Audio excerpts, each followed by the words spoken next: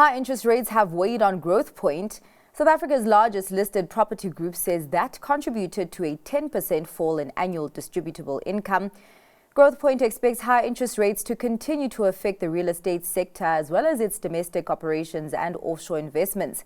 It's added that while global political uncertainty remains a concern, the political landscape in South Africa is showing signs of improvement after the May election.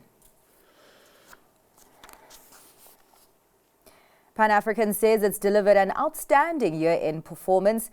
The bullion producers delivered a 6.2% increase in gold production and a 32% jump in headline earnings. Pan-African cited higher revenue mainly due to an increase in gold sold as well as a higher average gold price. CEO Kobus Lutz says the firm found itself in a very favorable gold price environment. That's due to the metal appreciating by more than 20% in US dollar terms in the past year and positive sentiment on its near-term prospects. Challenging, that's how Super Groups described its trading environment. The Logistics and Fleet Solutions Group has posted a near 5% rise in annual revenue, benefiting from the weakening rand and strategic acquisitions in the UK and South Africa. But its bottom line came under pressure. Super Groups pointed to weaker performances in the European supply chain businesses, as well as the UK-based dealerships business. Headline earnings for the period declined by close to 26%. Marion Roberts has also opened its books. It's reported an annual headline loss per share from continuing operations of 24 cents. That's a 66% improvement from the prior period.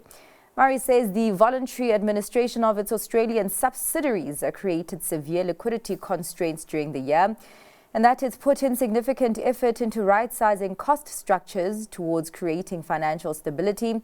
It expects corporate cost savings of more than 100 million rand annually starting from its 2025 financial year.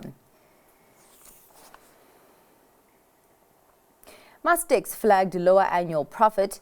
The technology group expects its headline earnings to slump by at least 70%. Mustek says the operating environment was marked by tough economic conditions and cautious market sentiment leading up to the general elections in SA. It's added that a reduced demand for greener energy products also weighed on its performance. And Lango Real Estate is looking to diversify its portfolio.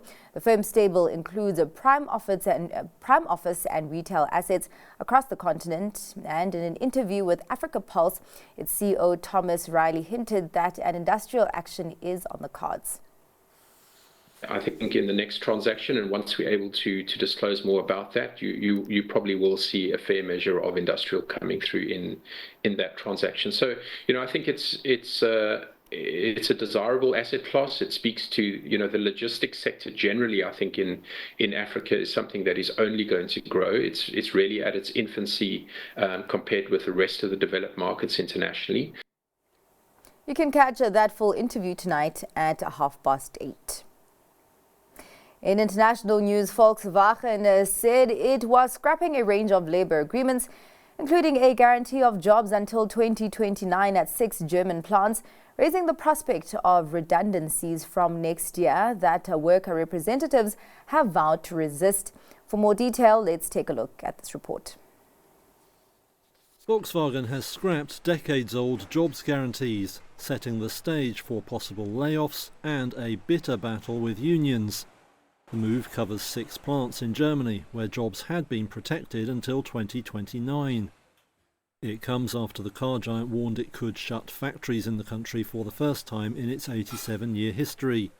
That news sent shockwaves through Germany's vast auto sector and prompted concern at the highest levels of government. But VW says it has to act amid mounting competition from Asian rivals with lower costs. The company also faces huge charges for making the transition to new technology vehicles. And it's operating amid a difficult economic climate, with growth uncertain and energy prices high. However, the head of the VW Works Council has promised fierce resistance to any cuts. Unions have also proposed a shift to 4-day weeks instead of job losses, replicating an earlier cost-cutting drive from the 1990s. If the two sides cannot agree by next June, then labour agreements in place prior to 1994 would come into force. Unions say that would actually result in pay rises and other benefits, but would also permit redundancies. The Works Council called for a negotiated settlement, saying VW would otherwise press ahead with layoffs as soon as next summer, while facing higher costs for those staff that remain. It also called for an early start to this year's pay negotiations, ahead of possible strikes penciled in for late November. And the EU's highest court ordered Apple and Google to pay billions in two separate judgments earlier this week. For more on this move, it's over to our reporter Ndawuleng Chela. Well, Zinatsi, this of course comes as the EU continues to crack down on big tech giants.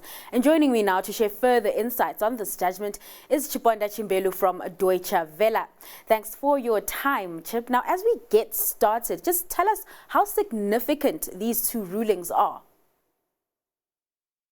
Thanks for having me. Well, these two rulings are quite significant because it's further proof that the EU is ready to take on big tech, and it can also win in court. And while we are talking about billions in fines for both Apple and Google, the cases are quite different. The Google case was an antitrust case, and the Apple one was about so-called sweetheart tax deals. So for Apple, the European Court of Justice has ordered the tech giant to pay 13 billion euros in unpaid taxes to Ireland.